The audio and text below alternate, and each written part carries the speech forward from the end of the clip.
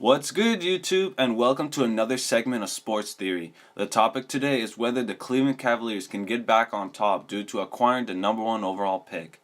On a side note, I believe that the Cleveland Cavaliers are the luckiest team when it comes to the draft.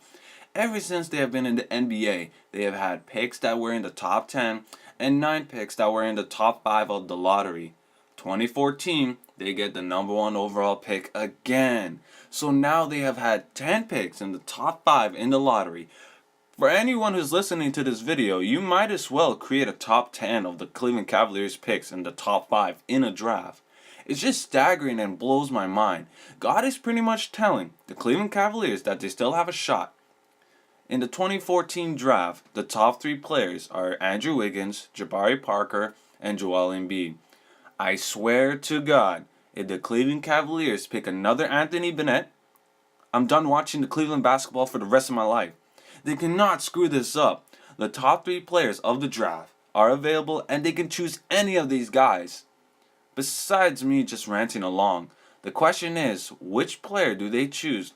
And the biggest question is, can the Cleveland Cavaliers be a threat in the East once again? First, let's start with the possible scenario of the Cleveland Cavaliers picking Jabari Parker. Jabari Parker's strengths include physical attributes, offensive versatility, and rebounding instincts. Weaknesses include defense, shot selection, lack of explosiveness, and being a tweener. A tweener is a player who can play 2 positions but lack the attributes to play one of them exclusively.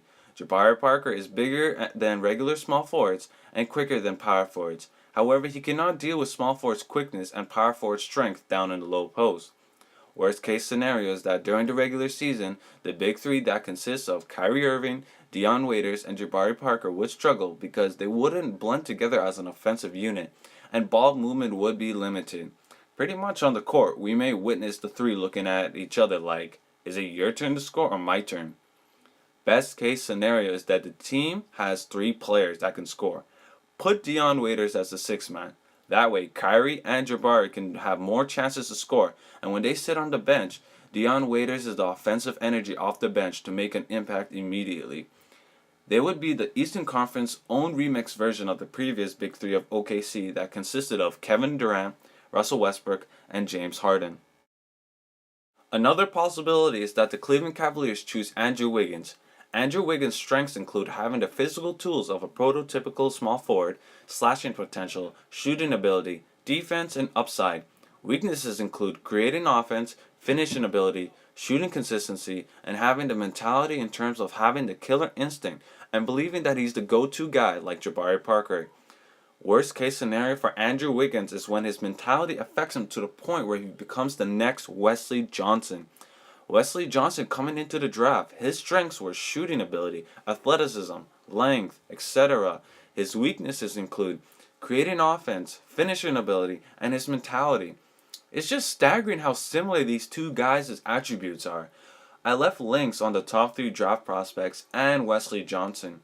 The biggest difference between Andrew Wiggins and Wesley Johnson is that Wiggins has a bigger upside in terms of growth as a basketball player, while Wesley Johnson has limited upside.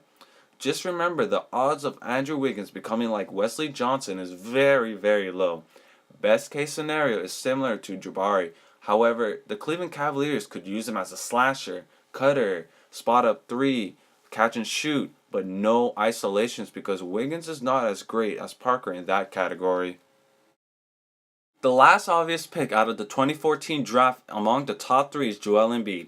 Joel Embiid's strengths include physical profile, defensive potential, rebounding ability, and offensive upside. Basically, he's a hybrid of Hakeem Olajuwon and Roy Hibbert. Weaknesses include offensive polish, discipline on D, and toughness. Worst case scenario is that he ends up like Greg Oden. But let's say he's never plagued with injury. On XNSports.com, an NBA GM said his ceiling is Hakeem Olajuwon and his basement is Serge Ibaka. If anything, that was a compliment when he referred Embiid to Ibaka as his worst possible outcome. Ultimately, his health will determine his career and could potentially be out of the top 10 in the draft. But from what it looks like in the NBA world, Embiid seems to be in the list of the top 3 players and pick in this upcoming draft, even though he skipped a pre-draft camp in Chicago and has a foot injury. In today's league, where the center is barely part of the offense in terms of scoring, Embiid could possibly skyrocket as the league's best center due to having both offensive and defensive skill sets that seem all-star like. However, Kyrie Irving and Deion Waiters must give up the basketball to Embiid to assert himself early in games. Embiid doesn't seem the type to complain to the media about touches in the post. However, he has to communicate to them about how he feels. Otherwise, we will just see a bunch of isolation plays. With the Cleveland Cavaliers choosing any of the small forwards, they may have to get rid of Luol Deng or keep him to teach the rookie small forward that they choose about life lessons and the NBA in general. If they draft Embiid, they may have to move Zeller, Anderson Varejao, or Spencer Hawes. Most likely Varejao because of his injuries, or Zeller because his potential is limited. Spencer Hawes may continue to be the starting center, however, over time Embiid would probably start over Hawes. In terms of their record, they may win a lot of games like how the Thunder did in the 09-10 season by having a record of 50 wins and 32 losses because they found their missing piece, which was James Harden.